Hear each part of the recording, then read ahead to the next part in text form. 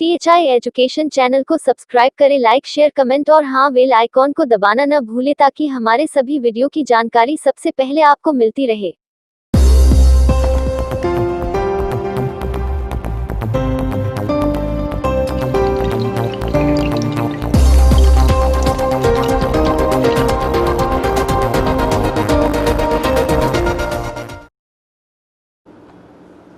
Hello students, मैं Angad Verma THI education channel के माध्यम से आपको हाई स्कूल की साइंस पढ़ाने का सिखाने का प्रयास करूंगा।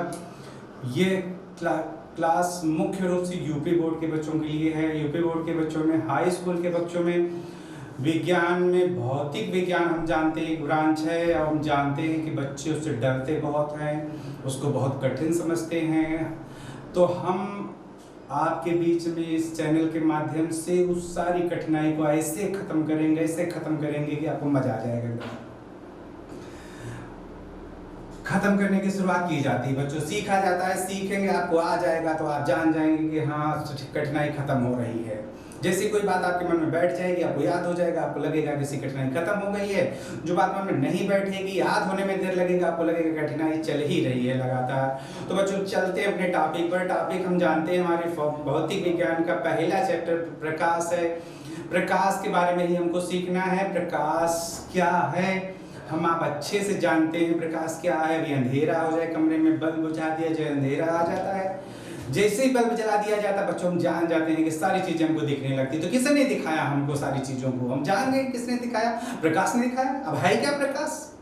तो प्रकाश क्या है बच्चों? बल्ब कैसे जला हम जानते हैं। बल्ब में विद्युत धारा प्रवाहित की गई, एक विद्युत ऊर्जा थी, विद्युत ऊर्जा बल्ब में आई, बल्ब में ढेर सारी कुछ क्रियाएं हुई होंगी, उन क्रियाओं से एक एनर्जी बाहर निकल के आई। जो एनर्जी बाहर निकल के आई, जिसने हमको सब वस्तुओं को दिखाया, वही एनर्जी ऊर्जा प्रकाश है।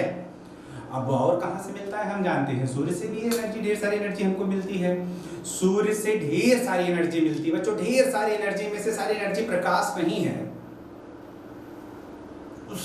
ढेर सारी एनर्जी का बहुत ही छोटा सा हिस्सा, बहुत ही थोड़ा सा हिस्सा प्रकाश है। उसको प्रकाशमितीय ऊर्जा भी कहा जाता है, उसको दृश्य प्रकाश भी कहा जाता है। और वही थोड़ी सी ऊर्जा सिर्फ वस्तुओं को दिखाने में मदद करती है, इससे सारी ऊर्जा वस्तुओं को दिखाने में मदद नहीं करती है।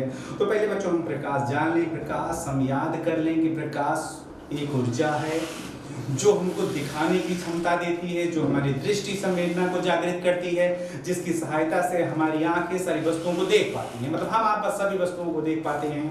तो वही प्रकाश है। हम प्रकाश की डिफिनीशन यही लिख लें, यही याद कर लें कि प्रकाश वह ऊर्जा है जो हमारी दृष्टि संवेदना को जागृत करता है, जिसकी सहायता से हम आप वस्तुओं को देखते हैं। बैठ गया होगा मन में? नहीं बैठा है तो एक बार फिर से सुने ध्यान से कि प्रकाश वह ऊर्जा है जो हमारी दृष्टि संवेदना को जागृत करता है, जिसकी सहायता से हम आप वस्तुओं को देखते हैं।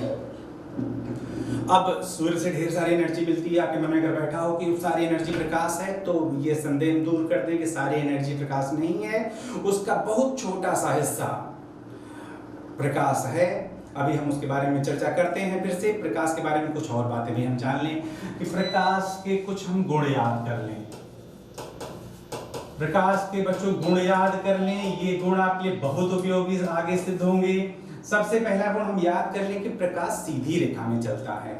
प्रकाश सीधी रेखा में चलता है, कैसे जान लेंगे सीधी रेखा में चलता है? एग्जाम तार चल रहा हो, छतरी ले लेते हैं, छतरी हम जानते हैं सूर्य के आगे लगा देते हैं, सूर्य से आने वाली किरण के रास्ते में लगा देते हैं, तो हम जानते हैं कि हम पर प्रकाश पड़ना बंद हो जाता है। अभी टार्च जल रही हो, हाथ आगे लगा दीजिए तो हम जानते हैं कि हाथ के आगे प्रकाश का जाना बंद हो जाता है। तो हम जान गए कि इसका मतलब प्रकाश कैसे चलती है, सीधी रेखा में चलती है। दूसरा गुण हम याद कर ले प्रकाश के बारे में, निर्वात में इसकी चाल 3 × 10⁸ मीटर प्रति सेकंड है। रेडी एकदम याद रहे, एकदम कायदे से याद रहे कि निर्वात में प्रकाश की चाल 3 × 10⁸ मीटर प्रति सेकंड है। तीसरा गुण हम याद कर ले बच्चों, प्रकाश जब किसी पारदर्शी माध्यम पर पड़ता है, पारदर्शी माध्यम समझते हैं हम जिसमें आर पार दिखाई देता है, पारदर्शी माध्यम पर पड़ता है तो प्रकाश जो रंग आर पार निकल जाता है वो पारदर्शी माध्यम हमें उसी रंग का दिखाई देता है। जब प्रकाश किसी अपारदर्शी माध्यम पर पड़ता है, अपारदर्शी समझते हैं आप, क्योंकि जिसमें आर पार न दिखाई देता हो, जब प्रकाश किसी अपारदर्शी माध्यम पर पड़ता है तो अपारदर्शी प्रकाश से जिस रंग की प्रकाश लौट कर परावर्तित होकर हमारी आंख पर पड़ती है वह वस्तु हमें उसी रंग की दिखाई पड़ती है। और गुण याद कर लें हम,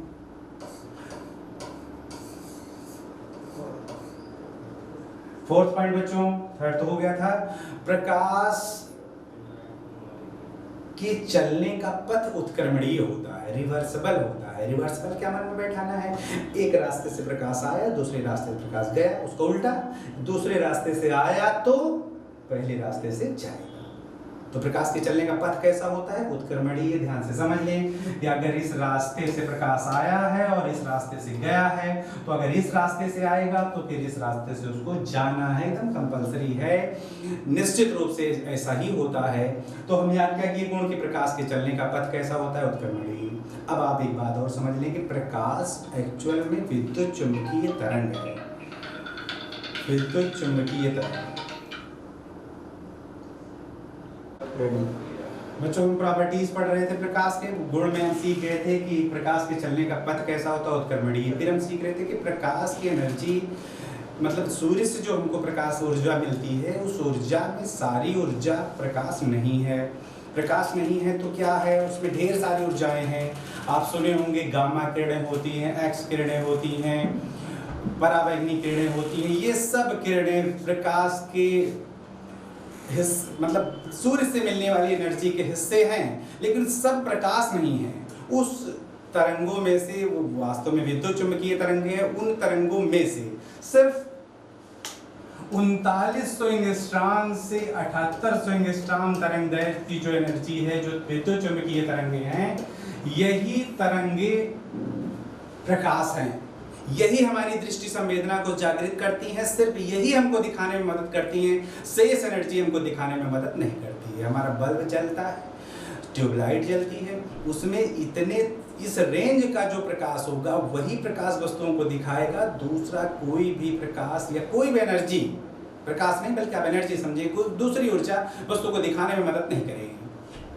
तो मदद कौन करती है, सिर्फ 3900 एंगस्ट्रॉम से लेकर 7800 एंगस्ट्रॉम तरंग दैर्घ्य वाली ऊर्जा, जिसको आप प्रकाश समझेंगे कि यही वास्तव में प्रकाश है। कहने के लिए तो आपसे कह दिया था बल्ब जल रहा है तो प्रकाश का उत्सर्जन कर रहा है, लेकिन उसमें ढेर सारी ऊर्जाएं हैं। उन ऊर्जाओं में से सिर्फ 3900 एंगस्ट्रॉम से 7800 एंगस्ट्रॉम तरंग दैर्घ्य की जो विद्युत चुंबकीय तरंगे निकलती हैं, वही तरंगे हमारी दृष्टि संवेदना को जागृत करती हैं, वही दिखाने में मदद करती हैं। उसी की सहायता से हम आप वस्तुओं को देखते हैं। तो बच्चों गुण याद कर रहे हैं आप, गुण याद कर ले फिर से। सबसे पहला गुण आपने क्या याद किया कि प्रकाश सीधी रेखा में चलता है, याद हो गया आपको। दूसरा गुण याद कर लिए कि निर्वात में प्रकाश की चाल 3 × 10⁸ मीटर प्रति सेकंड होती है। बच्चों फिर हम क्या याद किए कि प्रकाश के चलने का पथ उत्क्रमणीय होता है। एकदम बहुत इंपॉर्टेंट गुण है, बहुत जरूरत पड़ेगी आपको अपने प्रकाश में। आप मतलब ही समझ गए, एक रास्ते से आया दूसरे रास्ते से गया, अगर दूसरे से आएगा तो फिर पहले से जाएगा।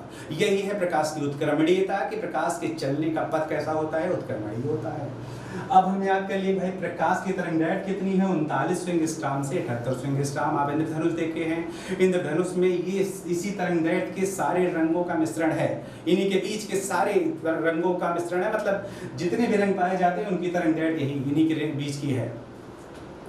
तो और भी गुण ढेर सारे हम प्रकाश के बारे में जानते हैं कि प्रकाश जब किसी चिकने तल से टकराता है तो टकराने के बाद वापस लौट जाता है, वो घटना प्रकाश का परावर्तन होती है। फिर हम जानते हैं प्रकाश जब एक पारदर्शी माध्यम से दूसरे पारदर्शी माध्यम में जाता है तो अपने मार्ग से विचलित हो जाता है, वो घटना अपवर्तन कहलाती है। इसी चैप्टर में हमको इन सब चीज़ों को बहुत विस्तार से पढ़ना है। तो हम सबसे पहले एक एक गुण बारी बारी से अध्ययन करते हैं। सबसे पहले हम सीखते हैं कि प्रकाश का परावर्तन क्या है।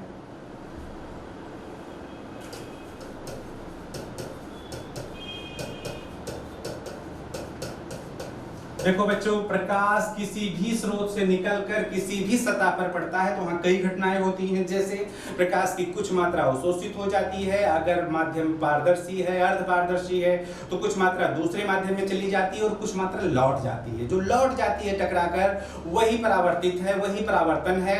शेष दूसरे गुण हैं। हम परावर्तन सीखने जा रहे हैं तो सिर्फ परावर्तन पर विचार करेंगे। परावर्तन वास्तव में ऐसे पृष्ठों पर ज्यादा होता है जो चिकने होते हैं। तो आप परिभाषा भी छोड़ दीजिए कि जब प्रकाश किसी चिकने तल से टकराता है, चिकने तल पर आपतित होता है, तो कुछ निश्चित रूल्स फॉलो करते हुए, निश्चित नियमों का पालन करते हुए उसी माध्यम में वापस लौट जाता है और यही घटना बन जाती है प्रकाश का परावर्तन।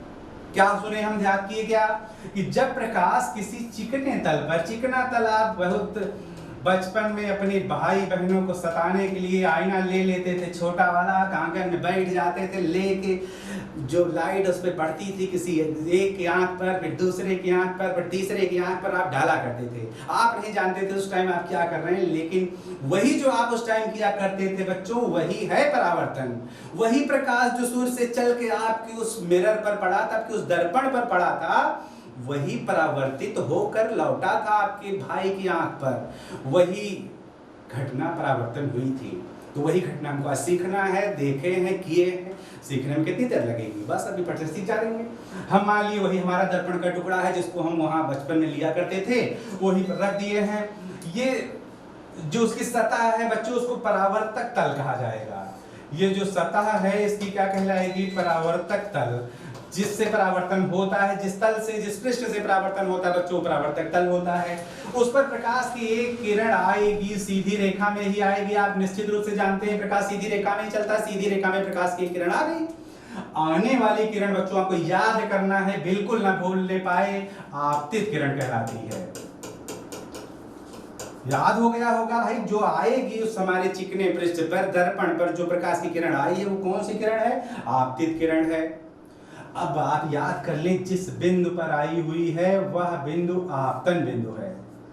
जिस बिंदु पर आई हुई है वो बिंदु कौन बिंदु है, आपतन बिंदु। अब आपने परिभाषा में क्या कहा था कि आने के बाद जब चिकने तल से टकराती है तो कुछ निश्चित नियमों का पालन करती है, उसी माध्यम में लौट जाती है। लौटाइए उसको, निश्चित रूल्स का पालन करते हुए लौटाना है आपको। तो जो लौटने वाली किरण है बच्चों, वही परावर्तित किरण है, वही आपकी घटना का समझ लीजिए मुख्य है, वही किरण आपकी परावर्तित किरण है। तो लौटने वाली किरण कौन किरण बन गई, परावर्तित किरण। आने वाली किरण आपतित किरण, लौटने वाली किरण परावर्तित किरण हो गई।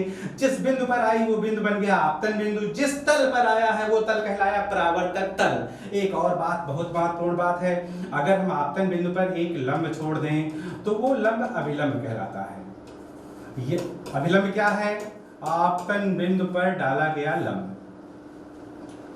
बच्चों इतनी बात फिर से याद कर लें, परावर्तन क्या है, प्रकाश का किसी चिकने तल से टकराकर उसी माध्यम में वापस लौट जाना, परावर्तन कहलाता है। बस याद हो गया, क्या याद करना है इसमें, प्रकाश का किसी चिकने तल से टकराकर उसी माध्यम में वापस लौट जाना प्रकाश का परावर्तन कहलाता है। खत्म। अब परावर्तन करा के दिखा रहे हैं हम। मान लेते हैं हमारे पास एक प्लेन मिरर है, समतल दर्पण है बच्चों, यम डैश। उस पर प्रकाश की एक किरण आई, सीधी रेखा में आई। जो आने वाली किरण याद कर लें, आपतित किरण कहलाती है। जिस बिंदु पर आई है उस बिंदु को याद कर लें, आपतन बिंदु कहलाता है। जिस तल पर आई है उसको याद कर लें कि परावर्तक तल है। आने वाली किरण हम याद कर लिए बच्चों, आपतित किरण है। लौटने वाली याद कर लिए कौन किरण है, परावर्तित किरण है। अब हम याद कर लिए अभिलंब कौन है, आपतन बिंदु पर डाला गया लंब अभिलंब है। याद हो गई इतनी बातें, तो हम थोड़ी सी बात और याद कर लें। ये जो आपतित किरण और अभिलंब है बच्चों, इनके बीच एक कोण दिखाई पड़ रहा होगा आपको। ये कोण आपतन कोण कहलाता है। आपतन कोण एंगल ऑफ इंसाइडेंस होता है, इसको आई से रिप्रेजेंट किया जाता है। बच्चों ये जो परावर्तित किरण और अभिलंब है, इनके बीच भी एक कोण आपको दिखाई पड़ रहा होगा। ये कोण परावर्तन कोण कहलाता है, एंगल ऑफ रिफ्लेक्शन है, इसको आर से रिप्रेजेंट किया जाता है। ये परावर्तन कोण है। अच्छे से बैठा ले दिमाग में कि आपतन कोण कौन है, आपतित किरण और अभिलंब के बीच बना कोण। अभिलंब क्या है, आपतन बिंदु पर डाला गया लंब अभिलंब होता है। परावर्तन कोण कौन है, परावर्तित किरण और अभिलंब के बीच बना हुआ कोण परावर्तन कोण होता है। अब हम आपतन कोण परावर्तन कोण सीख गए, हम जान गए ब्लैक बोर्ड पे जितने भी शब्द लिखे हैं सबका मतलब हम समझ गए, एकदम अच्छे से समझ गए हैं। कहीं कोई दुविधा हो तो भाई आप कमेंट्स के माध्यम से फिर से पूछ लेंगे। चलिए, तो परावर्तन हम सीख गए। परावर्तन कुछ निश्चित रूल्स को फॉलो करते हुए होता है। जिन नियमों का पालन करते हुए होता है वे नियम परावर्तन के नियम कहलाते हैं।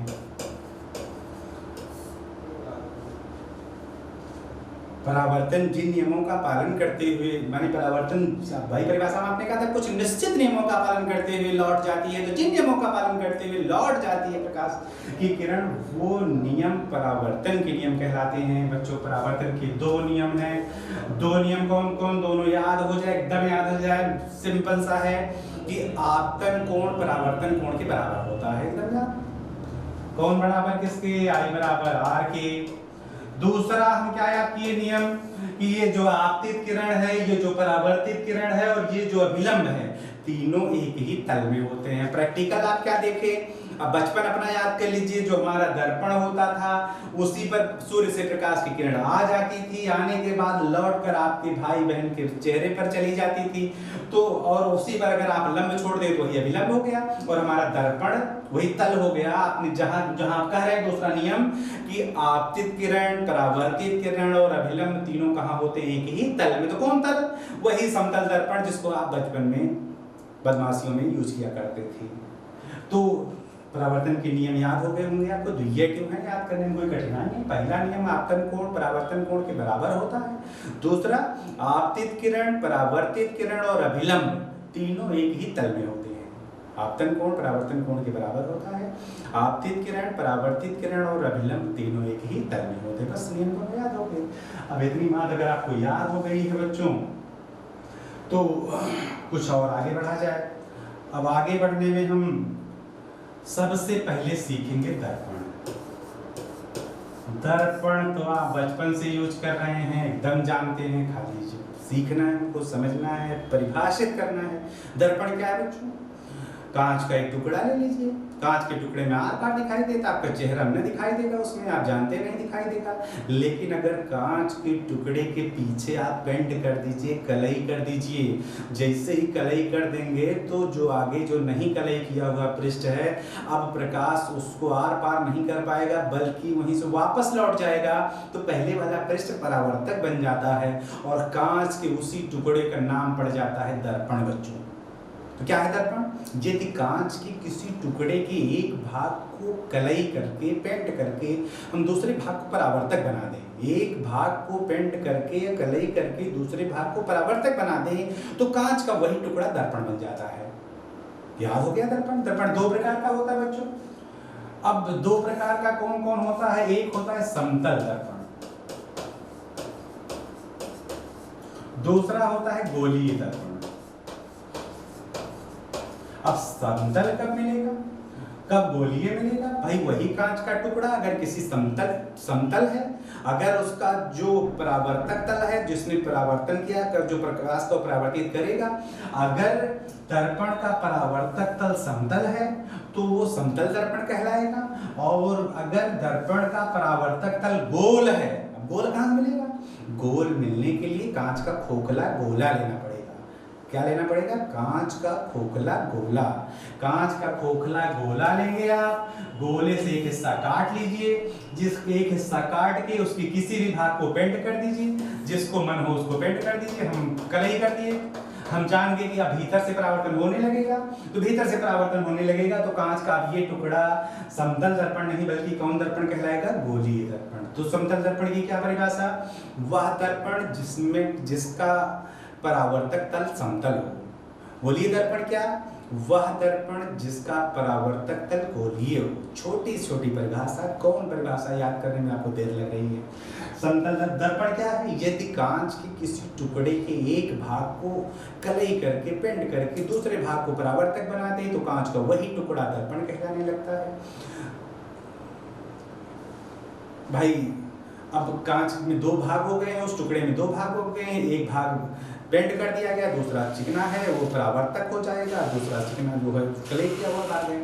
अब दो प्रकार का होगा दर्पण भाई, एक समतल दर्पण, दूसरा गोलीय दर्पण। समतल किसको कहेंगे, वह दर्पण जिसका परावर्तक तल समतल हो, वह दर्पण जिसका परावर्तक तल समतल हो, समतल दर्पण कहलाएगा। वह दर्पण जिसका परावर्तक तल गोलीय हो, गोलीय दर्पण कहलाएगा। याद हो गया,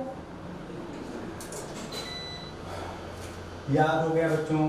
तो दो बातें और याद करने हैं आप। गोलीय दर्पण दो प्रकार का होता है। गोलीय दर्पण दो प्रकार का होता है, एक अवतल दर्पण होता है, दूसरा उत्तल दर्पण होता है।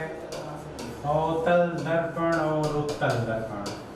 अब अवतल दर्पण किसको कहेंगे भाई, उत्तल दर्पण किसको कहेंगे? यही कांच का खोखला गोला था, काटा था आपने कांच के खोखले गोले में से, आपने उभरे हुए भाग को कलई की तो दबा हुआ भाग परावर्तक बन गया। ये दर्पण का जो ये गोलीय दर्पण आपका अवतल है, माने दबा हुआ देख रहे हैं, ये अवतल दर्पण है। अगर आप इसी में दबे हुए भाग पर कलई कर देते तो आप जान रहे हैं उभरा हुआ भाग परावर्तक हो जाता, और अगर उभरा हुआ भाग परावर्तक हो जाएगा तो ये दर्पण अवतल की बजाय उत्तल दर्पण हो जाएगा। तो एकदम सिंपल सी परिभाषा है।